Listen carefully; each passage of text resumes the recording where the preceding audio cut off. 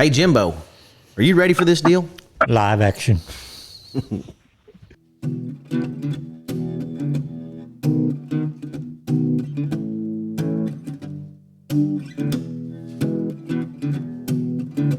Old stories like long lost friends, rodeos and late night bends, history before our time, round pens and pasture rides, cowboys of the Osage.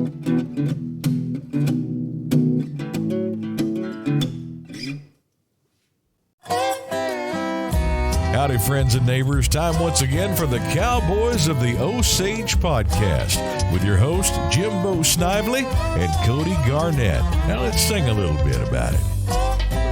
Cowboys of the Osage, riding once again. Always got some time for a friend. And here they are, the Cowboys of the Osage. Howdy, everybody. Welcome to another edition of the Cowboys of the Osage podcast, brought to you by the Ben Johnson Cowboy Museum, the Buck and Flamingo Turquoise Shop, and now Saucy Calf, traditional Native American food, all located right here in historic downtown Pawhuska, Oklahoma. Hey, it's old Cody over here, and as always, I have my main man with me, Mr. Rodeo historian himself, Jimbo Snively. Good morning, Jimbo. Who are we talking to today? Hey, Cody, boy, it's a great day in Osage. And Cody, we're going all the way to Valentine, Nebraska. Of course, she's still an Okie. Just because you leave Oklahoma, you're still an Okie, always. That's right. And I'm talking about Trula Churchill, NFR barrel racer, three-time NFR barrel racer, three-time Canadian National Finals. She was the Canadian champion barrel racer. Wow. She was the 1996 WPRA Rookie of the Year. I think she's the only person, or maybe the one of only two people that competed at the NFR, the Canadian National Finals, the Indian National Finals, and the Ram National Finals. That's pretty impressive. Quite the resume there. And she also has some great rodeo bloodlines. You know, her grandfather's Dick Truitt, and her aunt, Nell Shaw, was married to Everett Shaw. Oh, wow. So you talk about a pedigree. She married a guy, too. And her husband, Lynn Churchill, NFR Bulldog, won Cheyenne, all that. So she's got the blood. She's been around rodeo a little bit, hasn't she? Right, I'd say so. Her grandfather, just to show you how much deep her rodeo roots go, Everett Shaw was signed the Turtle Petition #1, and her grandfather, Dick Truitt, signed it #3. Wow. So that's pretty high up, for sure. Anyway, Trula, we're glad to visit with you. Welcome to the Cowboys of the Osage podcast. Good morning, guys. Well, good morning to you. What's the weather like up there today? Oh, probably 30 degrees cooler than it is in Pawhuska. Yeah, we're supposed to get up to 101 today, but then it's supposed to cool off a little bit. Yeah, it warmed up here. It was like 97 yesterday. Pretty good haying weather. The guys trying to get some hay put up on the ranch. But it cools down at night, and it was 65, 70 this morning. So yeah. What was it like growing up in Stonewall, Oklahoma, with a famous granddad and an uncle like Everett Shaw? It really didn't. I was pretty young when both of them passed away, of course, but it was just family. You didn't know that. You didn't know that they were famous, so to speak. But I do remember when I kind of realized that maybe it was a big deal was at Grandpa's funeral when Reba McEntire and Paik and Susie and Alice sang at my grandpa's funeral. And then I kind of realized that, hey, maybe he is a big deal. Right. I've heard so many Dick Truitt stories. You got any? Well, of course, we all know, there's so many great stories from the old days, riding his horse to the rodeo and leading his contest horse and getting on the trains to go back east. And recently we're working on the Hall of Fame stuff for Cheyenne. We got him inducted into the Hall of Fame over there at Cheyenne. And Dad was talking about one of the first times that they went. They had to unload the horses out of the trailer and push the car up the hill because they couldn't get the car up the hill with the horses loaded on it. And, just all of those things that they had to go through to do what we take for granted these days. Everybody's I share it a lot on my socials, but when he bulldogged the buffalo in I think it was 1932 or it might have been 39 in Sun City, Kansas. Right. He got paid $5 if he would dump, 10 if he could stop him, and 15 if he could throw him. And he collected the whole amount, but he had to do it twice because the first time the photographer wasn't close enough to get the pictures. Wow. And so they had to do it again so he could get the pictures of it, and that picture has hung on the wall in our house as long as I've been around. And I always looked at it, and Bob Crosby's on the Hazen side, and there's a picture of him running him down and a picture of him after he's got him throwed. Well, I'd not ever really paid a whole lot of attention to it other than the fact that it was there. And I'm pretty good at details, but I just never looked close. And my grandma, Juanita's sister-in-law, had painted a replica of that picture, and it was bigger. And I was there in her studio looking at it, and I noticed that the reins on the Hazen horse are on the outside, on the right-hand side of the Hazen horse. It's not over his neck. Right. I have no idea. And of course, there's nobody around that would know why that was the case, but I always found that pretty interesting that they had their Hazen horse had reins only on one side. Yeah, I posted that picture on a trivia question or something one time, and one of our readers pointed that out. I hadn't noticed it, but they talked about the reins. So yeah, and I'd love to know the story. Horse. Oh, okay. Okay. Yeah, and it wasn't no little buffalo. If you look at that picture, Dick was a good big man, heavy set, and he looks like a little bitty guy holding that buffalo. Yeah, he was all there. Who besides Dick Truitt and Bob Crosby would think of trying to bulldog a buffalo? I mean, I can't. Well, imagine. actually, Fred Larson over there at Douglas, Wyoming, he's done it. Yeah, I did read that somewhere. Mm-hmm. Wow. Yep, I saw that picture. I don't think but that one doesn't. No, that one doesn't look quite like the one that Grandpa. No, not near as big as that one your granddad did. Wow. That looked like a buffalo right off of Yellowstone. Is what it looked like. It did. It bull of the woods. What it looked like. But yeah, riding a horse. Another. Go ahead. Well, and just the horses that he had, going back through some of the stuff. He had the one that they could trip steers on him, bulldog on him, rope calves on him, whatever. Won money in all of those events, which back then I guess probably was not as big a deal as it would be now. But, that to me, that was pretty remarkable that they could do all those things on that horse. Yeah. My grandfather told me a story. One time at 8 of the rodeo, he was riding my grandfather's horse. He had a bay horse named Rock. And Dick was riding him, and he missed the steer. He was in the steer rope, missed his steer with his first loop, and somehow broke the bridle. And followed that steer and roped him with his second loop and tied him down without a bridle in the steer rope. Yeah. I mean, that takes some guts to go ahead and rope steer without a bridle in the steer rope. One thing to do it in the calf rope or something, but steer rope is a little different.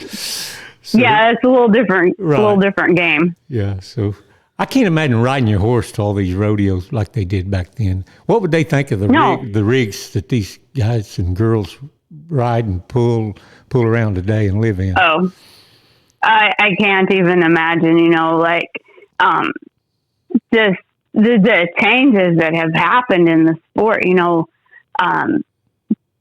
I can't imagine. Like my ranch horse, my barrel horses get used on the ranch. My rope horses, they get used on the ranch. Did I just say that? My rope horse? Yes, I have started team roping. Happens, I guess. But they get used on the ranch, and they might get rode 10 or 15 miles moving cows in a day or something, And I talked to some of my barrel racer friends, and they're like, oh, my horse would just tip over if they had to go that far. But, then I think about riding from Stonewall to Claremore or wherever to the rodeo, and riding one and leading one that far and miss in the roping and turn around and head back home. I know how my spurs, if I don't win something, my spurs get to dragging pretty good, and I got a car to get into and climate controlled to drive back home. Right. And there was none of that. They were a different breed. I don't think. I'm sorry, Trula. I didn't. Go ahead. No, ma'am. Go ahead. No. I apologize for interrupting. Oh well, I just don't think today's generation. They're not as gritty. No way. They've got their cell phones and all that stuff, so many other things keep them occupied. And those little guys, they just took off on, like say, a horseback or on a train. And boy, if they didn't win something, I'm sure it hurt. Yeah, old Peyton McIntyre told me a story about his dad one time, or maybe his grandpa. He was here in Pawhuska and missed that steer. He just kept riding right out of the arena and rode straight home. Yeah, it was old John McIntyre. Yeah, he rode. Yeah. And funny story Peck told about his grandpa, he told it on the podcast, but I'm going to tell it again. Him and Everett Shaw took off for Pendleton. They just had 2 ropes between the two of them. Mm-hmm. And they get up there, and Shaw's getting ready to rope, and he's digging through the rope bag, and it just had 1 rope in there. He said, John, where's your other rope? He said, oh, I gave it to old so-and-so over there. And Shaw said, gave it to old so-and-so, John, we just had 1. He said, yeah, but he didn't have any. Yeah. Yeah. And these guys today, they don't even, I heard them at Houston one time joking with the tie-down ropers. I don't remember who said it, but they said, you guys don't even talk to each other. Do you have to haul somebody around to push your calf for you? That's been several years ago, but of course, being married to a bulldogger, they're a little tighter knit group, and have a little more of I think what the values would have been. And not to say that the other guys don't. Any of them would help each other out if they needed to, but I just think that those old guys, there was a different camaraderie around them than some of these younger ones. The Bulldoggers are quite a bit tighter knit group, Jimbo, and I'm going to give you one example of it here in recent times. Just a few years ago, the great rodeo at Cheyenne, they did something that the Bulldoggers didn't necessarily agree with, and this just a couple of years ago, Jimbo. I remember. And they boycotted it. They only had 20 guys enter the rodeo at Cheyenne. Yep. Yeah. So that just tells you that they kind of stick together a little better than the rest of rodeo, because I don't think any other of the events would have done that. Well, they all ride the same horse. Especially at Cheyenne, because everybody wants to win Cheyenne too, All the Bulldogs. I think my husband might have been one. My husband might have been one of those 20 because he figured that might be his last chance to win it again. Yeah, I don't blame him. I would have entered it too. 20 guys. I think that was the only reason that he did was that might have been the only rodeo he entered that year actually in the Bulldogging. But we all agreed with him, and I admired them for standing up for what they believed in. Right. Well, they did it. They got it. They did it, and they were back in full force the next year with the changes that they wanted. So I guess power in numbers is a real thing. Well, exactly. And, if we want to get right down to it, that's how the PRCA started way back with the Turtles Association when they said, hey, you're going to put our entry fees in the pot or we're not going to play. And they took a stand way back then to get things where it needed to be. Yeah. And without that, we wouldn't have what we have today. Yeah, a lot of they would still be taking advantage of us because they do to an extent still anyway. A lot of people don't realize that the guy putting on the rodeo used to keep all the entry fees. They used to have just a set purse, I think, and then all the fees that the guys paid went right back to the producer of the rodeo. Mm-hmm. Right. Right. They didn't, the Cowboys didn't get any of their own money back. And, they finally had enough and took a stand for the rest of us, like, I mean, if it hadn't been for those first guys signing that petition and putting the halt to it, I have a book, I can't remember what the name of it is, but it's kind of the history of the Turtles, and it talks about how it all came around and the rule proposals and how the whole process of how they became an association and their requirements and all of that, and stories about Grandpa. The one that was kind of funny reading through there. He was a director, I believe, the steer wrestling director, but I'm pretty sure he was the steer wrestling director. And they were writing the rules, and they was fussing about the bronc riding.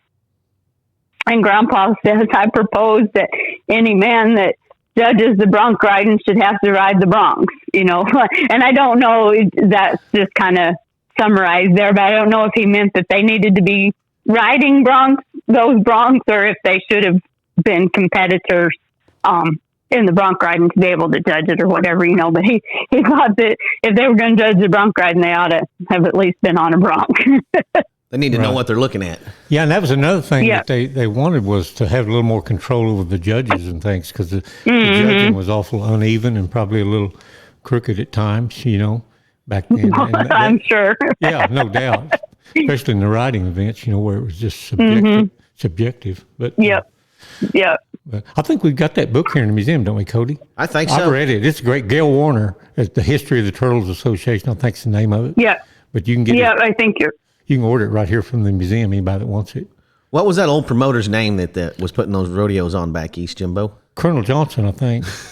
Old Colonel Johnson. He had a rude awakening that day, didn't he? Yeah. But, well, and reading in that history, they were at Boston, and they got word to the rest of the Cowboys that were someplace else. Chicago. That they were in Chicago. Yeah, they got word to them, hey, no competing, and if you do, you're not going to be part of us. Yeah. I mean, like they pretty much put their foot down and said, anybody that wants to be part of this deal, you can't compete anywhere else until we get this sorted out. My grandfather was in Chicago, and he signed that petition. He and his brother Jay. Yeah, that, and that, to me, that's admirable for a group of men like that to stick together. Right. I mean, I know how barrel racers are. I've seen it happen. I was up there in Canada one time, and the Bulldoggers came to us and said, "This ground is terrible." And when the Bulldoggers are complaining about the ground, it's bad, right? Like their horses were slipping coming out of the box and whatnot. And they came to the barrel racers and said, "If you'll stand with us, we'll get this fixed." And there was two girls standing there that said, "Well, my horse can stand up on this. I'm not worried about it." And they wouldn't unite and go to the committee to get the ground fixed. And I thought, how selfish is that because your horse can handle it, that you won't stand up to get it fixed for everybody, make it safe for everybody. And, that just goes back to that group of guys that stood up and said, "Hey, we're not going to do this." Because, it seems like there's always that one that doesn't conform one way or the other, Right. Well, rodeo's an individual sport by nature, and it's just hard to get everybody on board. That's why it took so long to get organized, I think. They're from all parts of the country, and stuff, and it was just tough. Yeah. But they finally did. That's why they call them turtles. They finally stuck their neck out. Yep, finally stuck their neck out, yep. Yeah, but it's a good thing they did. Absolutely. Your grandfather's going into the Cheyenne Hall of Fame this fall. Yes. What'd that mean to you, getting him inducted in? I tell you what, if my dad could do backflips, he would.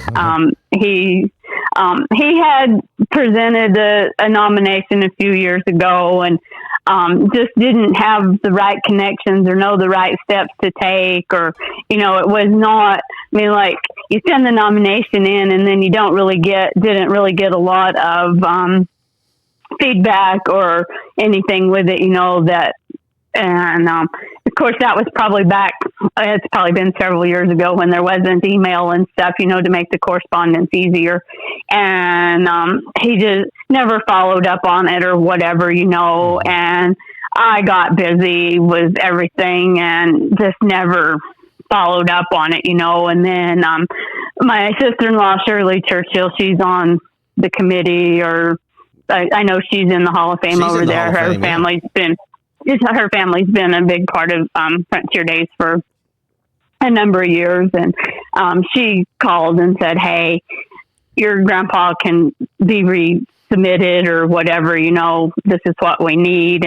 And she was helpful in getting the process started again, and then I have enough contacts to get some good letters of reference written and follow up on it a little better, and got it done. So that's pretty special. I know my dad, he's pretty excited about it. So I bet it'll be good. And Cody's dad's going in too this year, and we're all proud of him. It's a pretty small world out there, Jimbo, because the only reason my dad's going in is because of her sister-in-law, Shirley. We used to work with her out there when we had the cattle and stuff. He did a lot of winning at Cheyenne. He did a lot of winning, but he wouldn't be even nominated if it wasn't for Shirley. Well, probably so. We owe about everything to her, and really appreciate her for doing it, too. Right, sure, absolutely. And Shirley, I kind of want to do a podcast with her, but she was in charge of all the sorting of the timed event cattle and bringing them across the track and getting them ready every single day for the rodeo. Yes, sir. Yep. Yes, sir. Yep. She and Tammy. And Tammy Vold, wasn't it? Yes. Well, it was just Shirley when I was there. And and then her husband, Brad, was big time pickup man for Harry Vold for a number of years. So I believe he picked up Cheyenne 25 years. I know. It's weird seeing Cheyenne without Brad out there. Wow. Picking up. So that's a great family, and we sure appreciate them. Our family appreciates everything they've done to get us in the Hall of Fame. And absolutely. Yeah. Those are pretty special moments, and things that you don't really, like I said, growing up, he was just papa. We played checkers, and he might have me hemmed up in the corner on the checker game, and I'd say, I think I'll just pass my turn, and he'd just laugh and make his move and give me a chance to get out of the corner, or whatever. But pretty special when you look and see who all's in there to compare to, and to be associated with all of those people that have been heroes for other people too, Sure. What was it like when your husband won Cheyenne for your family? That was great.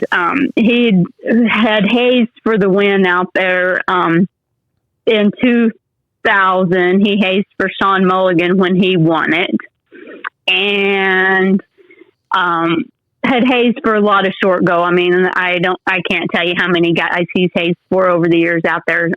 Hundreds, probably thousands of runs in that arena on the hazing side. And he had just come back from Salinas and had done good out there. No, maybe I'm getting my years mixed up here. He won Salinas in 2005, and he won Cheyenne in 2006. And so back, he won the first go around and come back in the second go around and had one that didn't get run the first run, had a walk-in fresh one on his second one too, was fourth in the second round, and come back high call in the short round. And the guy before him off horns one and makes a good run. It was just one of them, like the guy made him have to go out there and make a good run, or whatever. And I remember him telling me, I can't remember who it was he was standing there talking to in the box. And he just kept saying, just talk to me. I don't want to see what's going on. Just talk to me so I don't have to watch this, And, so fun fact that most of my cowboy friends know, but not everybody, I guess. Len and I got married in Cheyenne on Thursday during Cheyenne is when we celebrate our anniversary. So the actual day is the 29th, and I believe it was on the 30th that year. The short round was on the 30th, so it was kind of a late anniversary present. But yeah, Cheyenne's pretty special to us for a lot of reasons.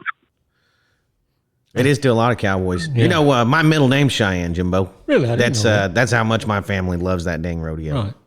Not even kidding. Yeah.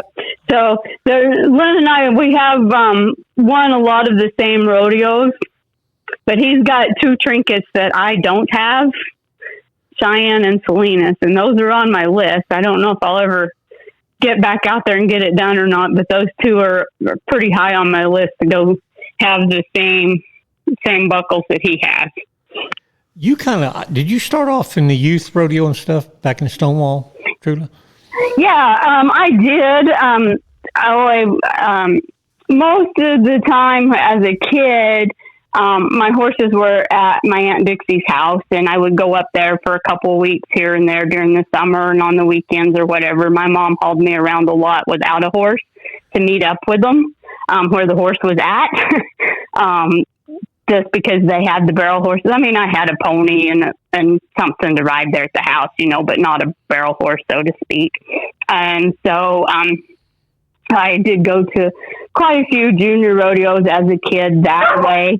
I only went to high school rodeos my senior year, just because of the logistics of it and stuff, And then when I got to college, I went to school there at East Central at Ada and stayed at home and stuff. And again, just the logistics of not having my own barrel horse and stuff. I didn't go to any college rodeo, but I went to a lot of amateur rodeos during the summer and,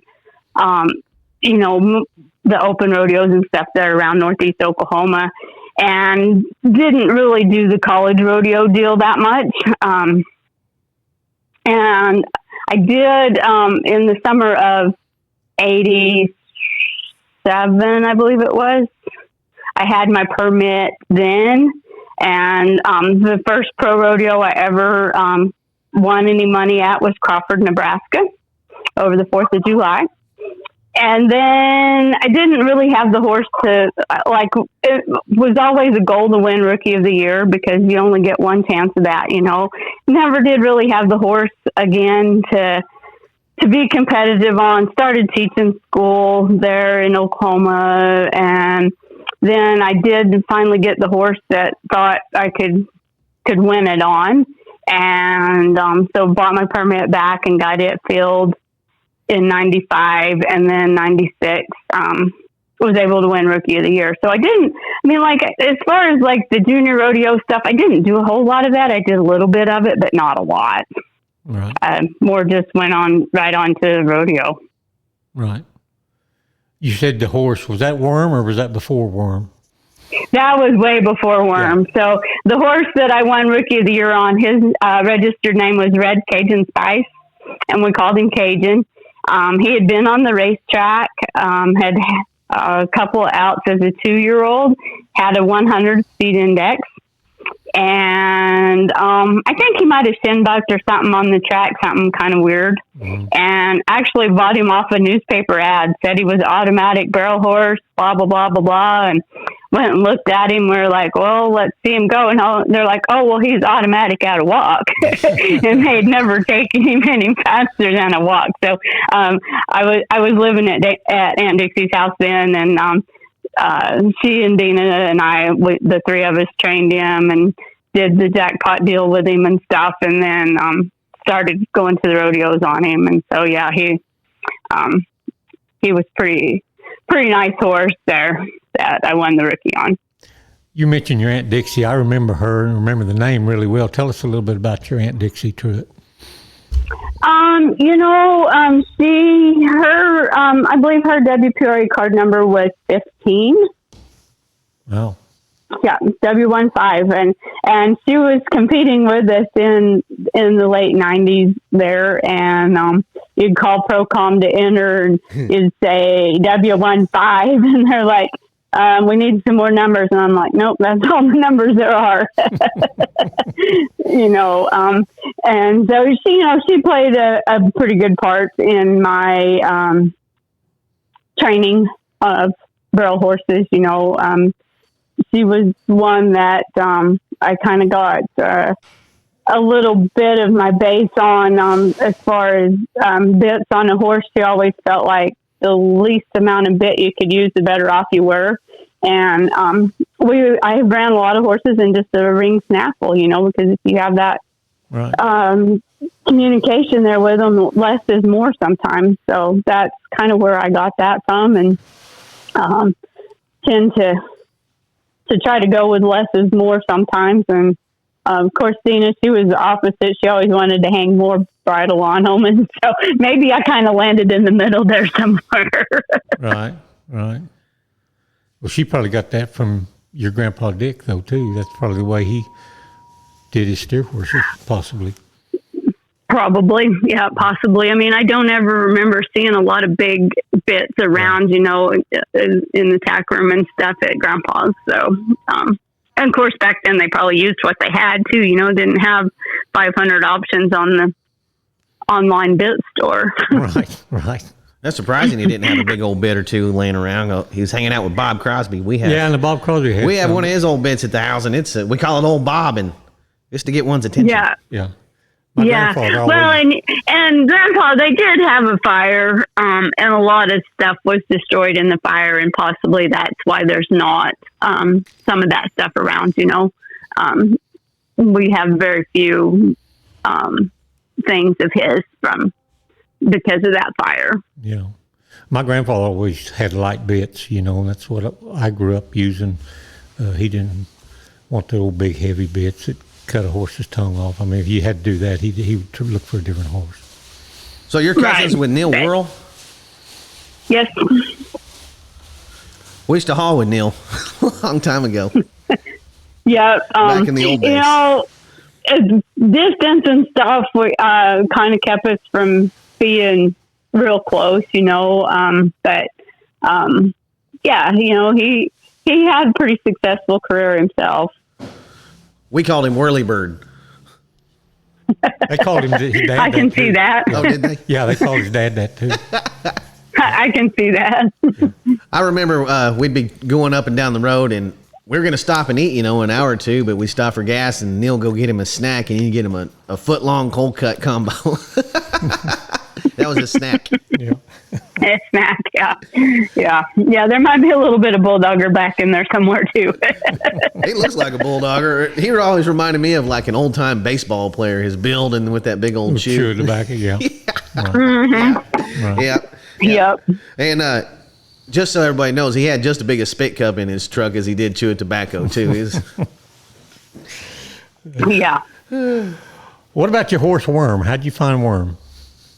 So, Worm actually was born on our place.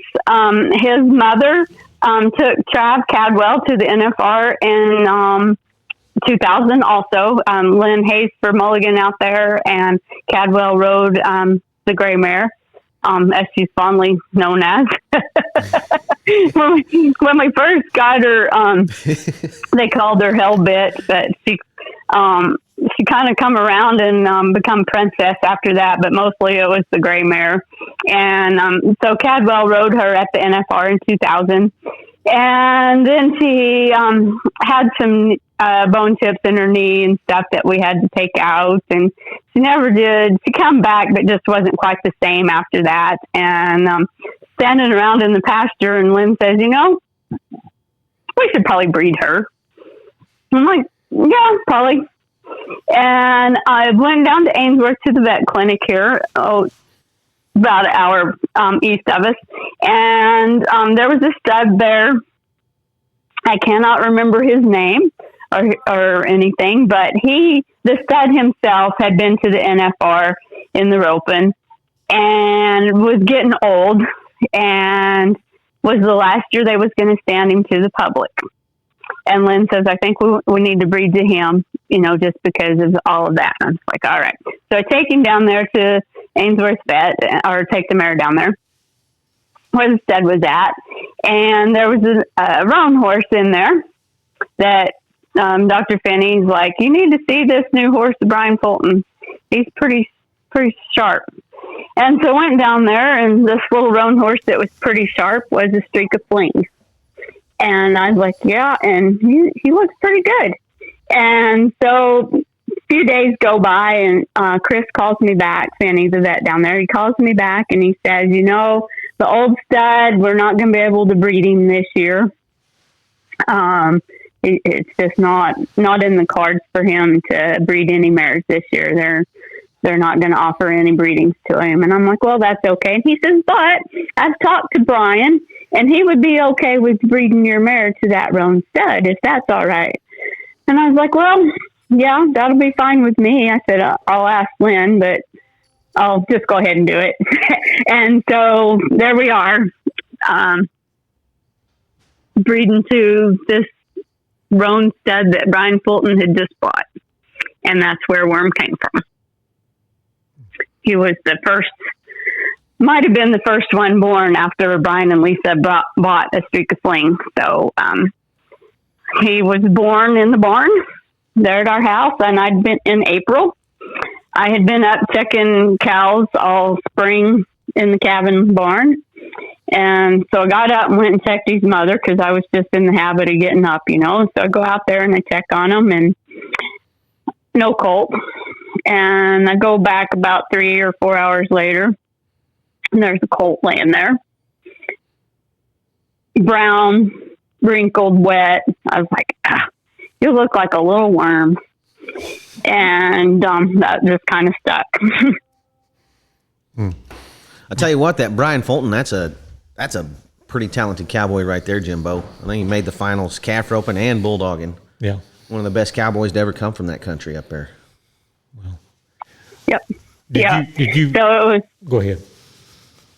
It was kind of meant to be, you know. It was just one of them random things that happened and turned out. Kind of sparked my career and a streak of flings all at the same time. Yeah, that stud horse turned out to be a pretty famous producer of barrel horses, didn't he? Yeah, I think I just saw Lisa posted here the last couple of weeks that he's a $10 million producer now. Wow.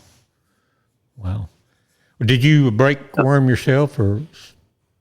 No, sir, I did not. I'm not a colt starter. Right. I will pay somebody to do that for me so it gets done right. Right. So actually, I'll throw another cowboy name out there. Joe Butterfield from Canada. He wrote calves and bulldogged up there in Canada. And Lynn had been talking to him or whatever, you know, and was going to start some colts. And so Lynn tells me I'm going to take, and at the time, Worm, when he was 2, he was still a stud. We'd left him a stud thinking we was going to go that route, you know. And I took him down there to Joe. He was living in Texas at Martha Josie's ranch that winter, riding some horses. And so Lynn took him down there, and I thought, oh, here we go. You know, some cowboy friend that's broke needs some money. Lynn's going to take him down there to ride this horse or whatever. And I remember telling him, I'm like, well, you make sure he teaches him to lope circles on the correct lead. Little did I know that Joe was kind of I'm not going to say a horse whisperer, because that's not really his deal, but yeah, guru would be a good word. Yes. He was a little too broke when he came home. I had to desensitize him a little bit, because he was, he could have gone to a reining horse fraternity, when he was 2. He really could. And, there was one day Lynn says, well, what's that deal in Fort Smith that pays so much? I'm like, the fraternity? And he said, yeah, what is that deal? And I'm like, well, it's for 4-year-olds. They can't compete before December 1st of their 3-year-old year. And you got to pay them in and blah, blah, blah, blah, blah. And he's like, well, I think you need to take him down there. And I'm like, seriously? You think I can get a horse trained in north central Nebraska to go to the fraternity as a 4-year-old in May? Sure. Why not? And so that's kind of what we set our sights on, was going to Fort Smith. And I told him, I said, you know, I think I want to cut him. I'd hauled him to a few places with me, just hauled him around to a couple of jackpots to ride him around and stuff. And I said, I don't want to worry about hauling a stud around. Like in May, if we're shooting for this deal at Fort Smith and we get down there and there's all these mares around and he's sniffing around on them instead of paying attention, I said, I just don't think I want to deal with it. And so we loaded him up, hauled him to the vet and cut him. And I took him at his 4-year-old year. He went to 4 fraternities, 4 jackpots, and 4 pro rodeos is what he went to his 4-year-old year. Placed at all 4 fraternities I took him to. The first big jackpot I took him to, the first day he was just out of placing in the 2D, and he come back the second day and placed in the 1D, and that was his 3rd run ever. No exhibitions, no nothing. Just that's what he did. He spoiled me. Yeah. He spoiled me. You know, Jimbo, my mom, one time, she went to that Fort Smith futurity, and she won it. And then we sold her horse for $25,000 right there on the spot to Martha Josie. And I think she got out of there with like $50,000. This is way back in the early 80s. And she went and paid our house off with that. Wow. So pretty good lick. That's a pretty big deal that she's talking about there in Fort Smith. It's one of the, I don't know if it still is, but it used to be for sure. Yeah, he ran the second fastest qualifying time, and then I messed him up in the finals. But, to go down there amongst all those big trainers and stuff, and I thought he was pretty special, but, pride of ownership gets you in trouble sometimes. And I called Lynn, and I said, well, made the short goal. And he said, well, that's good. And I said, yeah.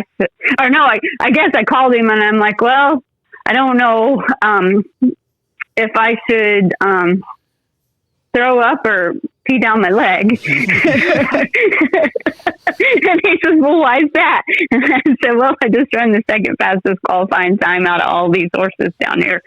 And he's like, well, don't be petting on him now. That was his advice. Don't pet on him now. But he's pretty special. He's turned out in the hills this summer with a couple of young fillies that he keeps them in line. It's kind of I keep him a little closer to the house in the winter so I can give him some protection and stuff, during the storms or whatever. But he's got a couple of fillies out there with him. I've never seen him pin his ears or chase them or be mean to them at all. But if they come up to the feed pan and try to get in his feed pan, all he does is stomp his front foot. And I tell you what, they're yes, sir. And they step away. Like he has taught them manners. He was a big, what I remember in pictures I've seen and video, he was a big, good looking horse. It looked like something you would have made a stands about, the only people that never said, boy, I'd like to ride him were the calf ropers. Yeah. The trippers, the headers, the bulldoggers wanted him for a hazing horse. And I'm going to say, again, pride of ownership is probably going to trip me up here a little bit, but he was one of those kind of horses. And there's a few of them out there that were going to be special at whatever event that you used them in. Right. There's some of them that are only going to be barrel horses. There's some of them that's only going to be a rope horse or whatever, but the pickup men, I had to fight the pickup men off of him. All of them out there in California, they was always my best bud because they thought they might get to ride him, or whatever. But he truly was one of those kind that you could do anything on. In fact, I'd hang out at Branquino's before the NFR. I'd go out there to California and hang out at Branquino's for a couple of weeks before the finals, and that's how I got him ready for the finals. Is I'd chase the score steers on him. All the bulldoggers would be out there practicing for the finals, and that was how Worm got tuned up for the finals. Was he got to chase all the score steers in the bulldogging pen. Right. What would he be worth today in his prime? No telling. Priceless to me. Yeah. Yeah, priceless to me, you know, but everybody thought he was a little rotten, and he was, but mostly he was just a ham. You know, he liked to play. I could be warming him up and he'd jump and squeal and carry on, you know, but I never felt like he was dangerous or gonna buck me off or anything like that. You know, he just liked to play. Right. I always rode him back to the trailer after I ran, because if I let him, he was out to kick somebody. Just playing wasn't going to make it hurt any less, you know, if he did kick somebody. If I was on him, he never did do it. But, well, that's not true. He did one time. It was after we'd been to Puyallup and gone through the carnival. He got a little bit, he was a little bit fractious about people running up behind him. And he was only 5 that year when I took him to Puyallup to the tour finals the first time. And then we made it to Omaha to the finals. That was when they had the finale at Omaha or whatever. And it was kind of raining and stuff. And Omaha is just all cement. There's no place to warm up and just not real user friendly. For warming up and stuff, you know, and they were going to let us ride in the arena for a little bit. Actually, I might have been leading him at that point. I can't remember if I was on him or just leading him. But anyways, we was all standing up there by the arena waiting to go in and ride a little bit. And I don't know exactly what happened, but Travis Graves bumped into him and he kicked him, and I thought it broke his leg. I was petrified. Like, I went back to the trailer and I'm like, Lynn, I don't know who this guy was, but Worm just kicked him and about broke his leg. And I don't know. I need to apologize, but I don't know who it was. He's riding a bay horse and he's a team roper.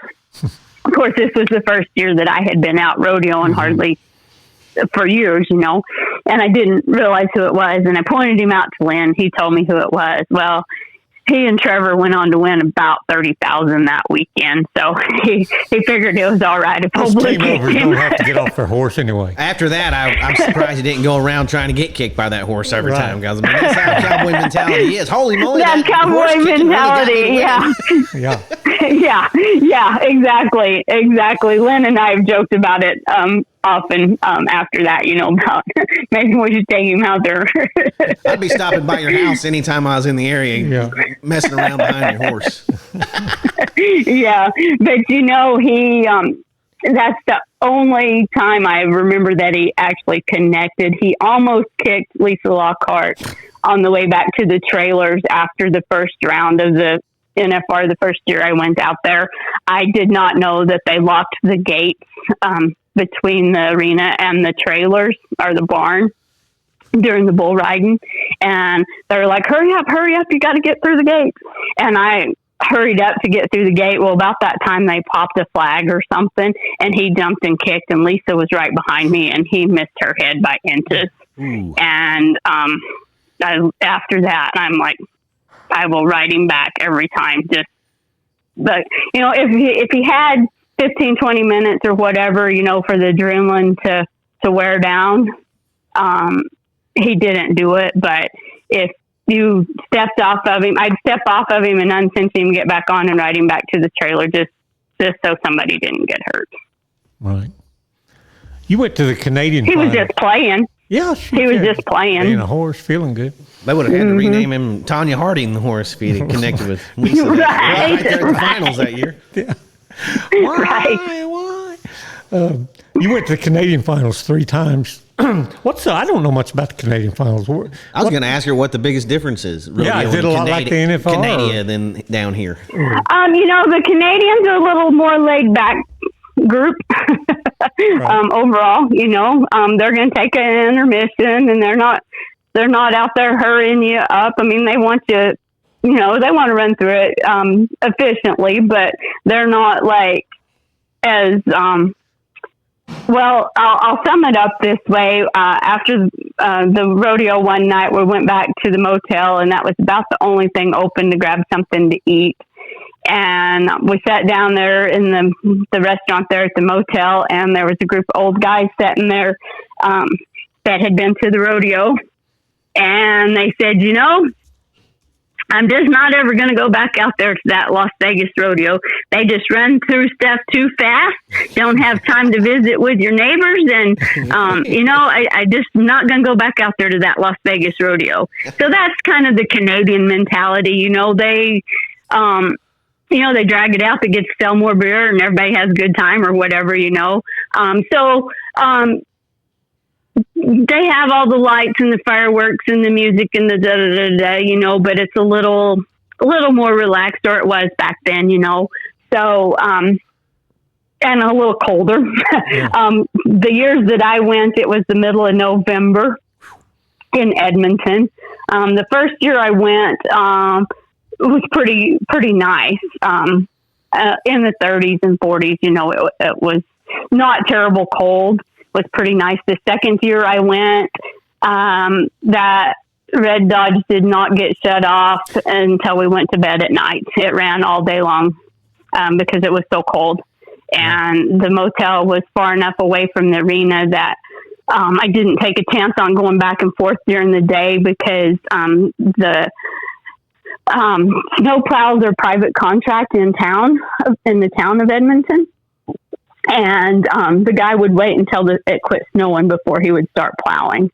And so the roads the back roads, the city roads were not very good. And so, I had a little fat wiener dog, Captain, 30-pound wiener dog. And he's pretty lazy. He wasn't too ambitious about anything other than a cheeseburger, but he was pretty protective of me. And Anthony Lucia was doing a specialty act up there, staying at the same motel with us. And we could see him kind of wandering around looking lost when we was headed over towards the arena. And Lynn asked him, he's like, do you need a ride somewhere? Didn't know who he was, just knew cowboy looking, looked like he belonged, And he's like, well, I was supposed to get a ride to the arena, but she's not here and I don't know and whatever. And Lynn's like, well, we're headed that way. You might as well go with us. So he gets in the pickup with us. And of course, Captain gives him the roar and kind of, he was a little bit nervous about the dog, and they was having, I guess that night, maybe having practice for his act, because they have something different every night up there. The openings are not the same every night. They have a different act every night, whatever, it's something different every night. And so they was doing their rehearsals or whatever, and asked him if he needed a ride back. And he said, no, I have to stay and I'll get a ride back or take a cab or whatever, So, didn't see him. And the next day it is miserable cold. The wind's blowing, snowing, just miserable. And, get back out there to the barns, and I don't know where we were at, but the pickup is sitting out there in front of the barn running, and, heat's on, the dog's in there. And here comes Anthony. And he's looking around. He can't find us, but he's cold. And he says, I didn't know if I needed to take a chance on getting my arm chewed off by the wiener dog or losing it to frostbite. So I took my chance with the wiener dog. and so he got in the pickup with the dog and I survived. But yeah, that was. Do they rotate that rodeo around, or is it always in the same place, the finals? It was held in Edmonton for years and years at the Rexall place, so in a hockey rink. And the Northlands racetrack is there, or was there also. And so we had, before I went, I think they set up tent barns there in the parking lot and actually had the horse stalls kind of in the parking lot right there at the hockey rink. But then the years that I went, we kept our horses in the racehorse barns, and it was probably 3/4 of a mile walk between the barn and the arena. That was a little tricky sometimes too. And then for a few years, it went to Red Deer, which is between Calgary and Edmonton. And they had it there for a few years and changed the dates a little bit. And I see it's going back to Edmonton this year. You know, Jimbo, the biggest difference in Canada that I see is they put their Copenhagener skull and their top lip instead of their bottom lip up there. Really? Yeah, kind of weird. And their skull cans, or their Copenhagen cans, or snuff cans, whatever, they're about 3/4 of the size of the U.S. cans, and they cost about 3 times as much. And they put it in their top lip. Yep. Hey. And they sell it at the concession stand at the rodeo. And one of the first times I was up there, I'm at the concession stand to get something, and it says cigarettes $25, snuff $25, and I'm like, who would come to the rodeo and buy a roll of snuff or a carton of cigarettes? Like, that's just crazy. But then I figured out that was per can or per pack. Our buddy Jay Adcock was just up there, and I think he said it was almost $50 a can for Copenhagen right now. Wow. In Canada, because they tax it so much. They tax it. Yep, they tax it. And she was talking about that Lucian. You remember that act, the Whiplash, the dog, that the monkey that rode the dog around? That the Lucias, they own that act too for a long time. So, and hauled it around. Yeah, yeah. Anthony, he said he was second to Whiplash. Yeah. Was his dad Tommy? I don't even know. Yes. Okay. Yes. I used to see that act all the time. Yeah. Oh, I know. He was here in Pawhuska one time. There have been some Whiplash. copycats on that too. That's a funny act. Yeah, it's a good one. Yeah. Yeah. So then the first year I made the finals, of course, have the grand entry and all that stuff, you know, and I was so thankful that Lynn had been out there, not only as a competitor, but as a hazer, knew his way around, knew kind of, you know, whatever.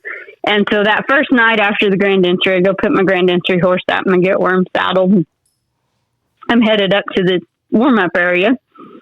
And Lynn says, "Are you nervous?" And in my mind, I'm like, I've been to the Canadian finals twice already, won the Canadian deal. How many times I've been to the circuit finals, the national circuit finals, the Indian finals? I've been to all that stuff. Why would I be nervous? I turned around and looked at him. I'm like, well, no. And he's like, you think you might need this? And I looked, and he was holding my bridle. Yeah. Yeah, it's not just another rodeo. No, it's a little different. So, yeah, you can tell yourself it's just another rodeo if you want to, but it's not. And what's a typical day so like? A typical day at the NFR as a contestant? You know, for me, I did not have a lot of sponsor obligations. I had a few, but you start at in the early morning and you go till morning again. You know, I did not have anybody helping me take care of my horse. Number one, there was nobody volunteering to help me drive or take care of him in the summer when I could have used a little extra help. And number two, I didn't, you know, I knew my horse and wanted to be able to take care of him and know if there was something different, you know, out of place or whatever. To this day, I can still tell you if he has a hair out of place. And so I would get up and go feed him, get him taken care of, pins cleaned, whatever. They had practice, I don't know, it's like every other day maybe or something, but he was not ever one that needed a lot of practice, and he would get mad if I took him to practice, you know, trying to go slow in that arena. Like, he felt like that arena was a place to go fast. And so I didn't go to practice a lot. I could do what I needed to do in the warm-up arena with just one barrel. I could, you know, if I needed to adjust something, I could do it that way. But I would get him exercised in the mornings and all of that stuff, then go sponsor signings, signings for the PRCA, signings for the WPRA, whatever, you know, appearances that they had through, and some for Las Vegas events and such. And then you come back and check on the horse and maybe have a chance to go lay down and take a nap. and come back. And of course, with the traffic and everything, you got to get there pretty soon so that you can get there on time and do your. I always fed him before the rodeo. I don't, if I'm thinking about having to eat, I don't do very good. And so I didn't figure he would want to be stressing about getting something to eat or not. And get him fed and then get cleaned up and ready for the grand entry and the rodeo. And by the time the rodeo is over, and get all of the horse stuff taken over again, and go eat some supper and get a couple hours sleep and start over again. So it's pretty hectic. Did he do? It really is. You don't. Go ahead. I didn't feel like I ever really had a whole lot of time to think about that. This is the NFR. You just were so busy. Right. Hopefully during the day, sometime you got a chance to see your family or somebody that was out there, but it was always short visits here and there on the run. And I never did feel like I really got to soak up the whole experience just because there were so many things going on. Right. Did he do pretty good in that small setup out there for a big horse? If we left the barrels up, we usually got to check. He was always so ready and so turny that the first year I went, we did pretty good. I can't tell you numbers. That was not ever something I ever kept up with, But the first year we did pretty good. The second year I struggled hitting a lot of barrels. And in the fifth round, I told Lynn, I said, I have got to do something different. And I've always ridden him with a Gordy Alderson bit that's just a sliding gag bit with a twisted wire snaffle mouthpiece. It can be a lot or not, depending on how heavy my hands get, Mm-hmm. I said, but it's just too much. I said, I need him to run off in there because he's wanting to work so much, And Lynn's like, well, put a leather curb on it and loosen that up. And I said, no, that's not going to be enough. And I went to the trailer and jerked the ring snaffle out and put that on him and ran him the last 6 rounds in a ring snaffle at NFR. Wow. And I did get by the barrels a little bit better, Then the third year we made it, we did win a go round, the 9th round, won a go round and placed in quite a few others and placed in the average, So it was, he was suited he wanted to run the barrels. It didn't matter if it was a big pin or a little pin. He was up for it, he enjoyed his job. Yeah. Trula, how do they keep getting faster and faster every year at the NFR when I think that they've broke all the records they can and run all the it looks like the 6th or 7th hole used to win first, now. Right. A lot of that changes in the dirt and the way it's getting prepared, and horses are handling that better. And the horses are just, there used to be a handful of great horses and a lot of good horses.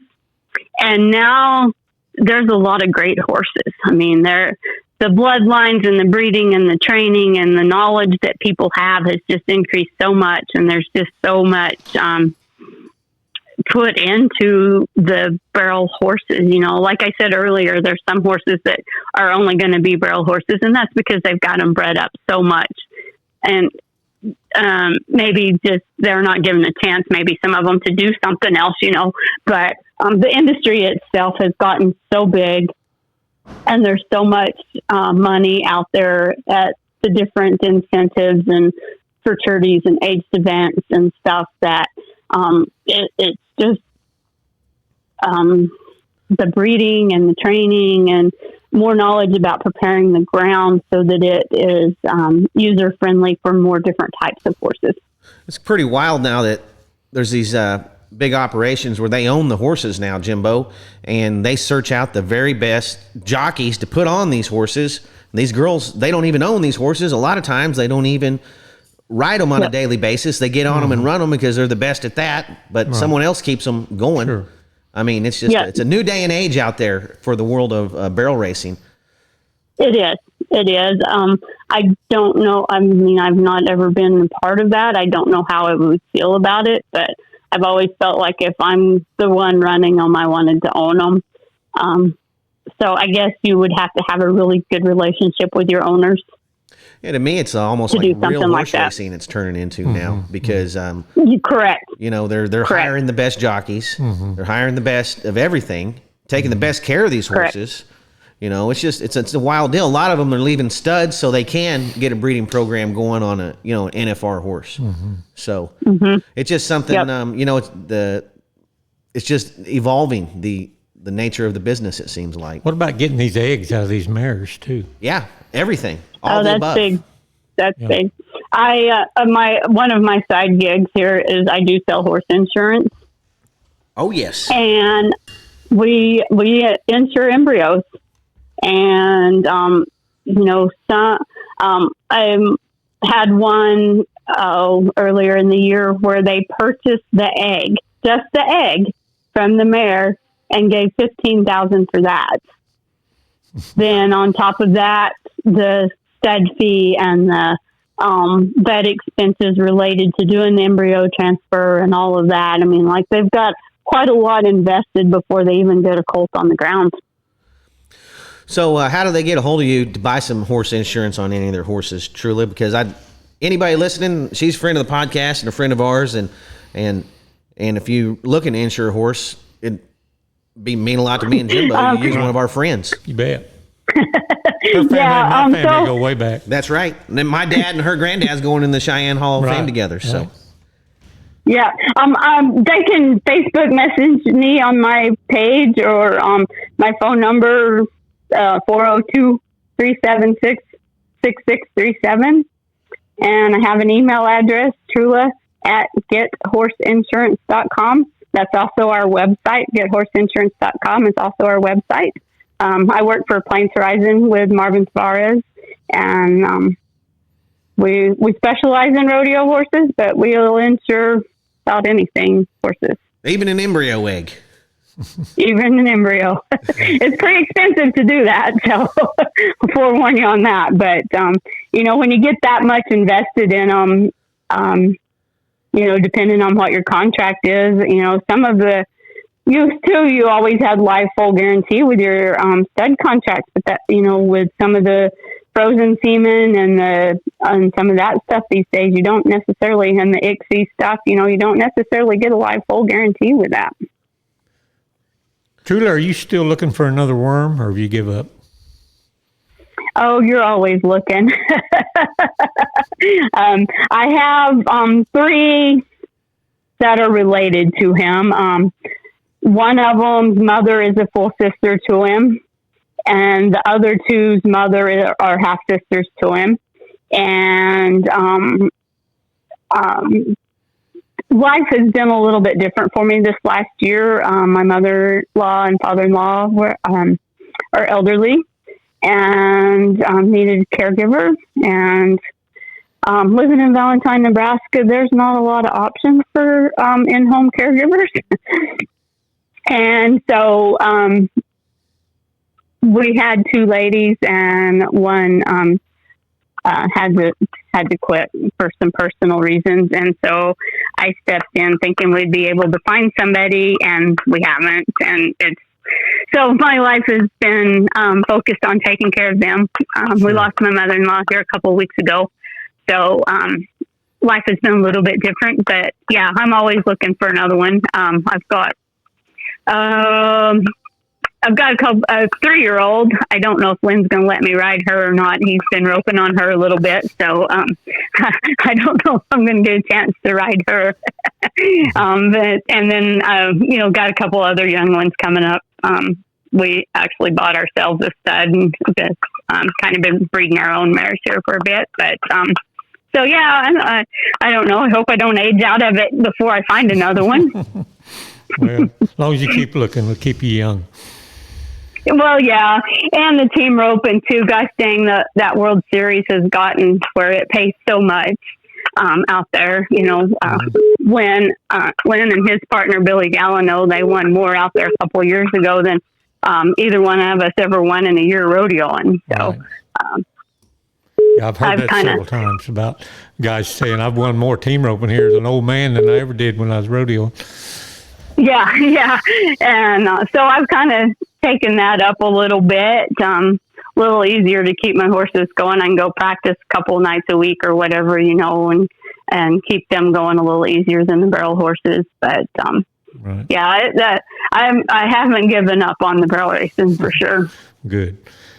If you were making a Mount Rushmore of barrel racers, who would you put on it, Trula? Need 4 names. I'm sorry, I missed the question. If you were making Mount Rushmore barrel racers. Barrel racers, yes. Mount Rushmore barrel racers. Well, I'm going to start with my dear friend and South Dakotan, Lisa Lockhart. Right. She has to go there. And of course, Charmaine, she did so much with Scamper, and then come back and won it on another horse just to prove that she could do it on another horse. Modern day, another one that I think would have to go. Gosh dang, I'm trying. Are there 4 or 5 up there? 4. Oh gosh. Gosh, I don't know if I can narrow it down to 4. You've got to. I think Martha Josie has to be there. Right. She competed at the NFR in like 4 different decades on however many different horses, and not only that, but the number of people that she has trained at her clinics over the years is unreal. I can't imagine how many people have been through her program over the years that she's trained. And that woman has a mind unbelievable, to remember names and faces and stuff, just amazing, her ability to remember people. I haven't seen her in years, but I bet if I walked up to her and said, "Hi, Miss Martha," she'd say, "Hi, Trula, how are you doing?" Right. She's just that one of those kind of people. Mm-hmm. And for my 4th one, gosh, I have them all, Jimbo. That 4th was always the toughest. Right. Well, because you have people like Christy Peterson that won so much on Bozo, so many consecutive rounds at the NFR without tipping a barrel. And, these days, you have 1 or 2 girls maybe that have 10 clean runs, and she would have 30 or 40 clean runs consecutively on Bozo. Then you have people like Brittany Posey that's won the world 3 different times and has, I can't even tell you how many horses that she rides through the year that she wins money on at the rodeo, plus her fraternity horses. And she's not afraid to run a fraternity horse at Calgary either. She's the kind of person that she's just a winner. Beats you on a 3-legged blind donkey because she knows how to win. Mm-hmm. And then there's Sherry Servey. How much has that lady won over the years on different horses and what a hand. And stuff, and just so correct in everything that she does. And then modern day, Cassie Mowry, she's won like $6 million or something on the fraternity horses, rodeo horses, the whole deal. Trains them, rides them, the whole gamut there. So, you could have 2 different sets of Mount Rushmores if you wanted, one for the rodeo girls and one for the fraternity girls, or one for that have had an impact on the industry that maybe not have won the titles and stuff, might be easier to pick a Mount had Rushmore an impact horses than women. Correct. I can't. I couldn't even put 4 up there. You would have to go with Scamper, obviously. My next pick would be Louis. That horse never. He never won the world. He never won Horse of the Year. He never did any of that stuff. But truly one of the greatest athletes of our time. And he's another one of those horses. And I don't know, most people know, but maybe not everybody listening to the podcast knows that he had reined cow horse earnings as a 3-year-old before they started him on the barrel. And he's one of those ones I think that could go and do whatever event you asked him to do, he was going to go do to his best ability, And then their sister, the yellow sister, Haley Kendall's mare. Right. I mean, that mare, she just steps up every time. You know, how many 16s has she ran on a standard pattern?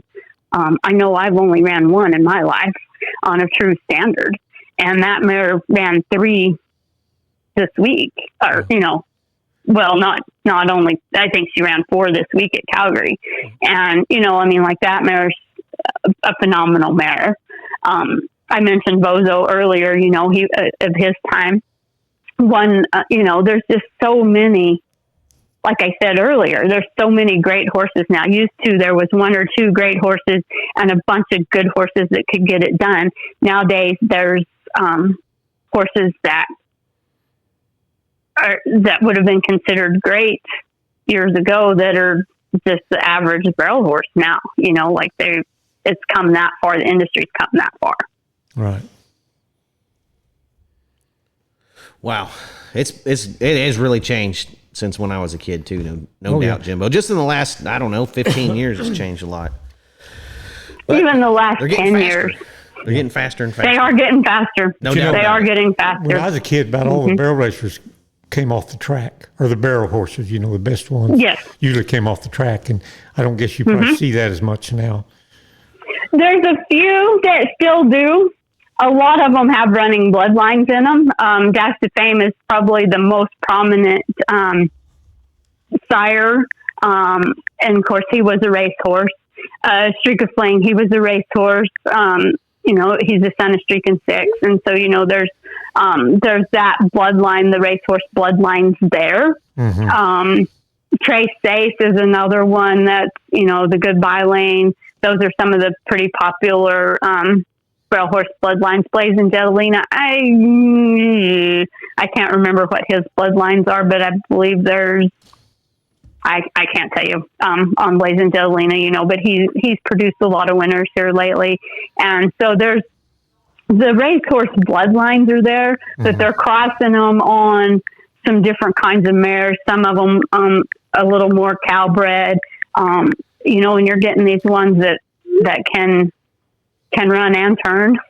Yeah. Used to be you could make a nice pattern and overcome the speed, or you could have a fast pattern and not have make a fast pattern, not necessarily a pretty one, but now it's got to be pretty and fast. Yeah. So there's no room for mistakes anymore. Well, Trula, we sure appreciate you spending a little bit of time with us today. Oh yeah, it was fun. You know, I enjoy all things horses and visiting with people or whatever about it, you know, so I appreciate you guys. And everybody listening, if you need that horse insurance, don't forget who to call. Call Trula right up, and she'll take care of you. And yep. And I don't know. I guess we'll see you here real soon in Cheyenne. Sounds like a plan. All right. So Looking don't forget about forward to that it. horse insurance. Don't forget to come by the Ben Johnson Museum. Don't forget to buy all your turquoise jewelry from the Buck and Flamingo, and get you an Indian taco over there at the Saucy Calf. Wow. Yeah, I wish I was there to get an Indian taco. We have a few here in Valentine, though. We're pretty close to the Rosebud Reservation here in Valentine, so we get some pretty decent Indian tacos here, too. One time we went to the Steer Open in Rosebud. They had a pro rodeo there at the reservation, Jimbo. And the weeds were taller than our horses the morning of the slack. Yeah. And they just plowed it all up and had the roping that morning. It's the craziest thing I've ever seen. I've been to some in Kansas like that too. You know, I'm thinking about Lower Brule, South Dakota, not Rosebud. So Yeah. It's not too far. okay. I bet they used to have a heck of a rodeo in Valentine. They still have it there? We have a fair rodeo. Yep. Coming up here in August. It's gone back to the amateurs the last. Okay. We used to I leave don't know, a few years or Coffeyville so. down here and drive all night to Valentine to the pro rodeo. It was one of the last rodeos of the They year. have so you had to make it. they have been having some steer opens up here though with the fair. The Nebraska State Rodeo deal has added some steer open to their association. So we've had a little bit of steer open, and I think they're actually having a team tie-in this year too. Oh, wow. Going old school. Yep. Old school. Yep. That's what I like. Yep. That's what Jimbo likes. Yeah, we're old school. Yeah, I'm pretty old school myself to an extent. Well, everybody, leave us a comment, throw a share out there for us. We're just trying to keep all this good old rodeo history alive. Keeping the history alive, one cowboy or cowgirl at a time. Cody. That's right. That's our motto. That's our motto. Yeah. Thank you, Jimbo, for coming over the motto for us. It's the least I could do. All right, Trula, we'll be seeing you down the road real soon. Yes, sir. Take care. Yes, Thanks, ma'am. Trula. Ooh, Bye-bye. that was a good one, Bye. Jimbo. Oh, that's a real good one. Well, heck, I guess we'll see everybody next week. And don't forget, leave that comment and share, or just tell someone about the podcast for us. Yes. Well, we'll see y'all next week. Later.